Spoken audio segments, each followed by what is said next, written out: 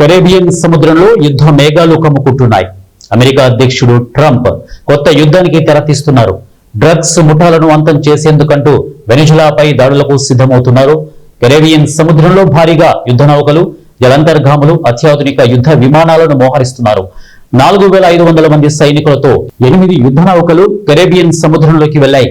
AB-8B Harrier attack aircraft, అలాగే guided missile డెస్ట్రాయర్లైన USS Johnson Dunham, USS గ్రేవీలను దక్షిణ కరేబియన్ లో మోహరించారు. ఒక్కో డెస్ట్రాయర్ లో 90 క్షిపణులు ఉంటాయి.